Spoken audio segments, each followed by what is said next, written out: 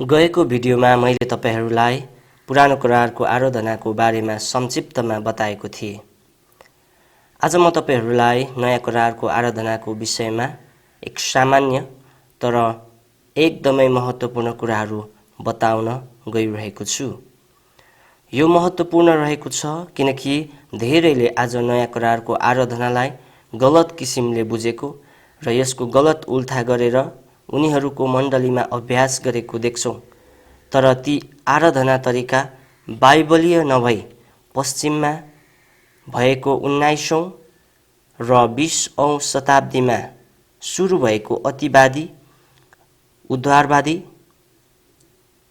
र भावनावादी इसाईहरूले सिकाएका गलत शिक्षाहरू हुन्, जसको कारण आजको मण्डलीमा धेरै विकृतिहरू फैलिरहेको छ। त्यसैकारण सही मण्डली आराधना सिक्नको निम्ति हामी नयाँ करारको मण्डलीलाई र मण्डलीको आराधनालाई अवलोकन गर्न आवश्यक छ। आउनुहोस् हामी नयाँ करारको मण्डलीको आराधनालाई हेरौँ। यहाँ नयाँ करार भन्ने बित्तिकै मैले पहिलो शताब्दीको बारेमा मात्र जोड दिनेछु, किनकि नयाँ करारका पुस्तकहरू पहिलो शताब्दीभित्र लेखिएका थिए। यद्यपि बाइबल क्यानोनीकरण भने चौथो शताब्दीको अन्ततिर मात्र पुरा भयो। येशूको जन्मदेखि सन्त यूहन्नाको समयसम्मका विवरणलाई म यहाँ विशेष रूपले बताउनेछु र त्यसपछिको मण्डलीको इतिहासको आराधनाको विषयमा पछि म अर्को भिडियो बनाउनेछु। नयाँ करारको आराधना भन्ने बित्तिकै त्यहाँ पुरानो करारसँग हामी जोडिनै पर्छ, किनकि सम्पूर्ण नयाँ करार पुरानो करारमा जग बसालेको आराधना हो भन्दा कति पनि गलत नहोला। जुन परमेश्वरले पुरानो करार वा पहिलो करारमा उहाँका जनहरूलाई साँचो आराधना गर्न लिटर्जी वा विधिहरू दिनुभयो, नयाँ करार वा दोस्रो करारले पनि त्यही नै परमेश्वर हुनुहुन्छ।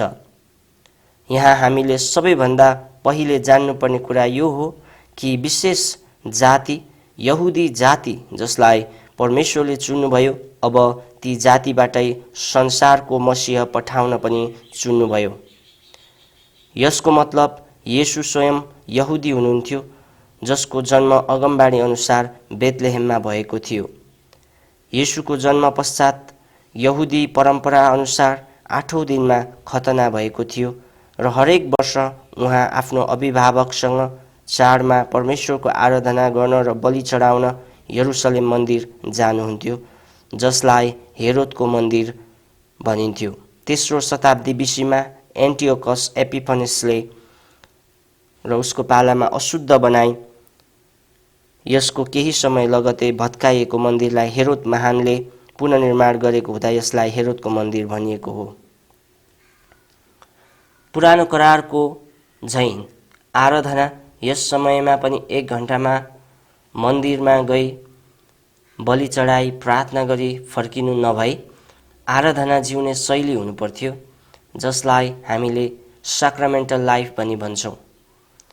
हरेक समय हरेक कुराबाट आराधना परमेश्वरलाई चढाइनु पर्थ्यो र परमेश्वर पनि यही चाहनुहुन्थ्यो।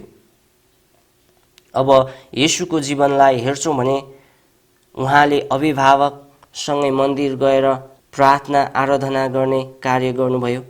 हरेक हप्ताको सभा दिनमा सभा घरमा जानुहुन्थ्यो।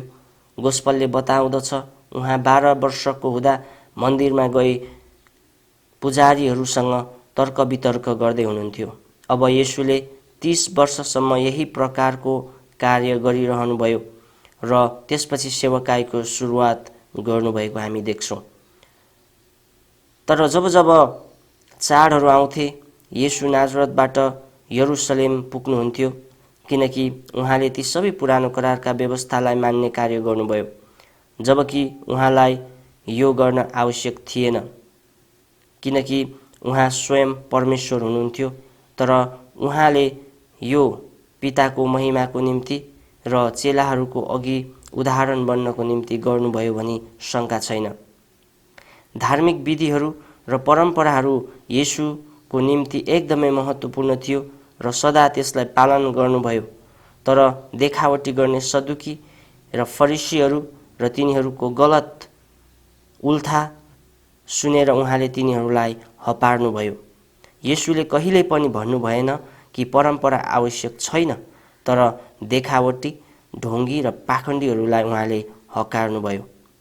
येशूले भन्नुभयो, म व्यवस्था भङ्ग गर्न आएको होइन, तर पुरा गर्न आएको हुँ।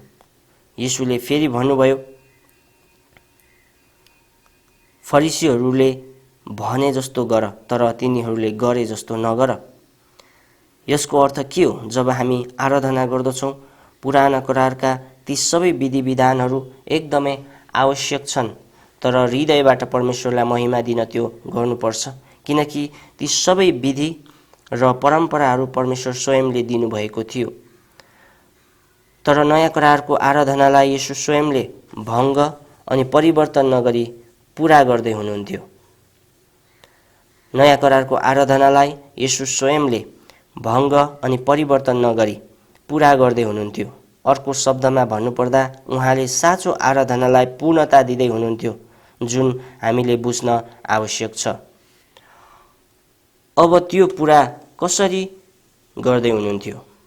त्यसमा कुनै दुई मत हुँदैन कि उहाँले त्यो पुरा गर्ने कार्य उहाँले मानव जीवन धारण गरी क्रुसीकरणको मृत्यु र पुनरुत्थानद्वारा गर्दै हुनुहुन्थ्यो, जसद्वारा त्रिएक परमेश्वरको प्रतिनिधित्व गर्दै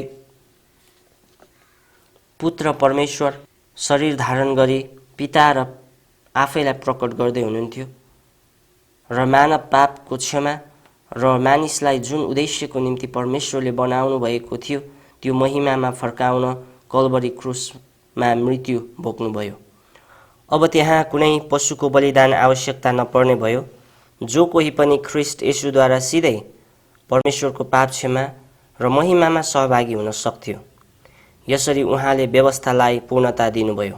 धेरैले यसरी प्रचार गर्छन्, अब हामीलाई व्यवस्था चाहिँदैन, येशूमा विश्वास गर्दा भइहाल्छ, सिधै हामी परमेश्वरलाई आराधना दिन सक्छौँ, आराधना हामी जसरी गर्न पनि सक्छौँ, जुन भनाइ एकदमै गलत रहेको छ। यसले मण्डलीमा कहिल्यै साँचो आराधनाको विषयमा सिकाउँदैन। अब के त? हामीले नयाँ करारको विषयमा बोलिरहँदा हामीले यसको इतिहास हेर्न आवश्यक छ, किनकि यसलाई उहाँका चेलाहरूले नै ठिक तरिकाले बुझेका थिए र ठिक आराधना गर्ने किसिमले गर्ने र सिकाउने कार्य गरे। तिनीहरूले कसरी आराधना गरे? येशू ख्रिस्टको समयमा र उहाँको स्वर्गारोहणपछि पनि चेलाहरू प्रार्थना गर्न दिनको 3 समय मन्दिर जान्थे। तर एडी 70 रोमी सिपाहीहरूले मन्दिर पूर्ण रूपमा नै नष्ट पारेपछि मन्दिरमा जाने कार्य रोकिएको थियो। चाडहरूमा उनीहरू यरुसलेममा जाने गर्थे, सब्बातको दिनमा सभाघरहरूमा भेला हुने गर्थे, त्यही धर्मशास्त्र पाठ गर्ने गर्थे। नयाँ करारमा मण्डलीको आराधनामा आएको परिवर्तन, तर त्यहाँ केही मौलिक फरक आएको थियो र त्यो समयको सन्दर्भलाई हेर्दै गर्दा कुरा अलिक जटिल हामी देख्दछौँ। तिनीहरूले येशूलाई नै प्रभु र मुक्तिदाता भनी स्वीकार गर्थे, जसको स्वीकार गर्दा स्तिफनसले मृत्यु भोग्नु पर्यो। आराधनामा स्वीकारोक्ति वा विश्वासको सार यो समयदेखि नै एकदमै महत्त्वपूर्ण हुन थालेको हामी देख्छौँ। वास्तवमा विश्वासको सार नै प्रेरितीय मण्डलीको सिद्धान्तहरूको मेरुदण्ड बनेको थियो।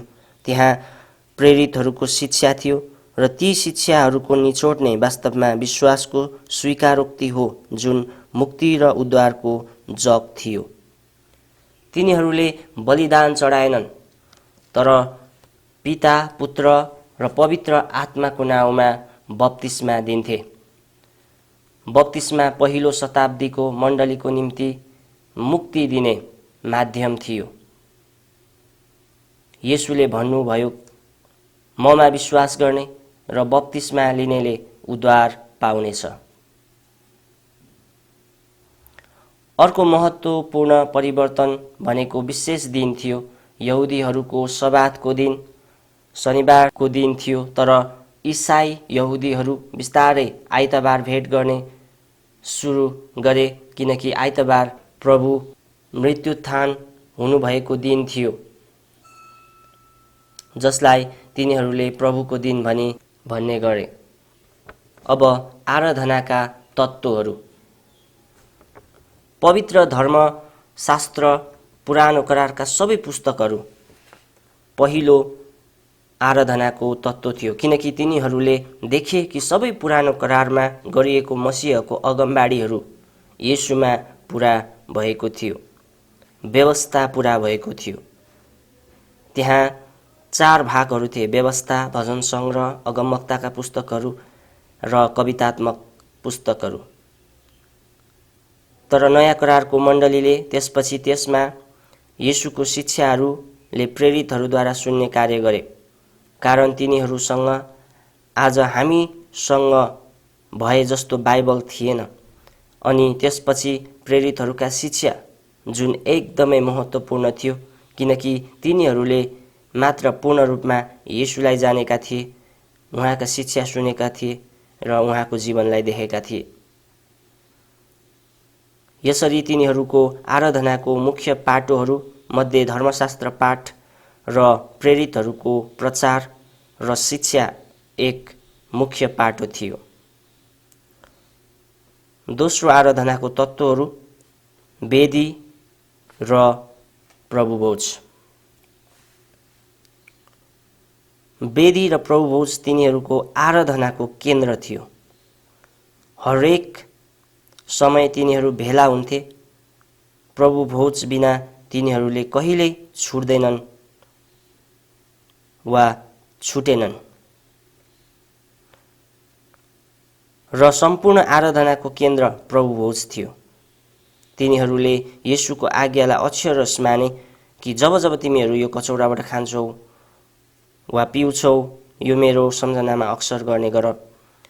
यसको बारेमा म एउटा छुट्टै भिडियो बनाउनेछु। प्रेरित 2:42 लेखिएको छ, तिनीहरू प्रेरितहरूका शिक्षा, सङ्गति र रोटी भाँच्न र प्रार्थनामा भक्ति साथ लागिरहन्थे। बप्तिस्मा अर्को तत्त्व जुन तिनीहरूको आराधनाको अर्को महत्त्वपूर्ण कार्य थियो। विश्वास गर्ने सबैलाई परिवारसहित प्रेरितहरूले बप्तिस्मा दिन्थे। वास्तवमा भन्नुपर्दा पुरानो करारमा सहभागी हुन वा करारभित्र छिर्न खतना अत्यावश्यक कार्य थियो भने नयाँ करारभित्र सहभागी हुन बप्तिस्मा अत्यावश्यक बनेको थियो। प्रभुभोज र बप्तिस्मा चाहिँ अरू साक्रामेन्टहरू पनि नयाँ करारको आराधनामा हुने गर्थ्यो। अर्को महत्त्वपूर्ण पक्ष थियो लिटर्जी। आराधनामा सुरुदेखि नै लिटर्जी प्रयोग गरिन्थ्यो, किनकि तिनीहरूलाई प्रेरितहरूले सुव्यवस्थित किसिमले आराधना गर्न सिकाए, जुन पुरानो करारदेखि नै चलिआएको परम्परा थियो र त्यो पालन गर्नु एकदमै महत्त्वपूर्ण थियो। मण्डलीमा आएको स्वतन्त्रताले ल्याएको अव्यवस्थित आराधनालाई प्रेरित पावलले हकार्नु परेको थियो। प्रेरितहरूले मण्डलीलाई कसरी सुव्यवस्थित रूपमा आराधना गरिनुपर्छ भनी सिकाउने कार्य गरे।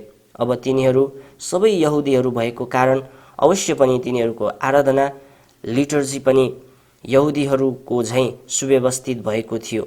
लिटर्जी आराधनाको निम्ति मेरुदण्ड नै बनेको थियो। सबैभन्दा पहिले निस्केको मण्डलीको लिटर्जीलाई सन्त याकुबले बनाएको लिटर्जी भनी विश्वास गरिन्छ। अर्को कुरा, परम्पराहरू जुन प्रेरितहरूले मण्डलीलाई सिकाए, ती सबै मण्डलीले आराधनामा पालन गर्न अति आवश्यक थियो। पवित्र विवाह, अभिषेक कार्य, बिरामीलाई तेलले अभिषेक गर्ने कार्य, उद्धारको निश्चयता र पाप पश्चाताप र क्षमाको निश्चयता, यी विधिहरू पहिलो शताब्दीदेखि नै प्रेरितीय मण्डलीले अभ्यास गरिरहेको हुँदा यो आज पनि अर्थोडक्स मण्डलीले अनुशासित भई पालन गर्ने कार्य गर्दछ। आराधनाको अन्तिम तर सबैभन्दा महत्त्वपूर्ण कुरा थियो साक्षी हुनु। साक्षी हुनु आराधनाको सबैभन्दा महत्त्वपूर्ण कार्यहरूमध्ये एक थियो।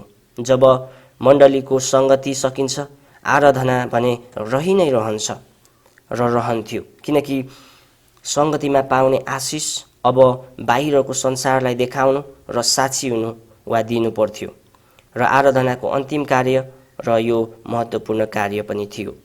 आज धेरैको निम्ति आराधना 30 मिनेट वा 1 घण्टाको निम्ति मात्र हुन्छ र त्यो मण्डलीभित्र मात्र हुन्छ। तर प्रेरितीय मण्डलीको आराधना 24 घण्टा र 7 दिन नै चलिरहन्थ्यो। त्यो कसरी हुन्थ्यो?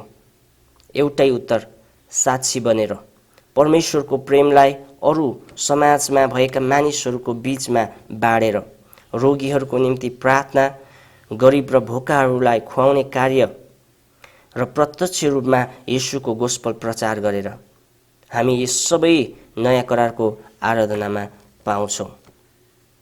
आजको लागि तपाईहरूलाई यति नै भन्दै बिदा हुन्छु। धन्यवाद।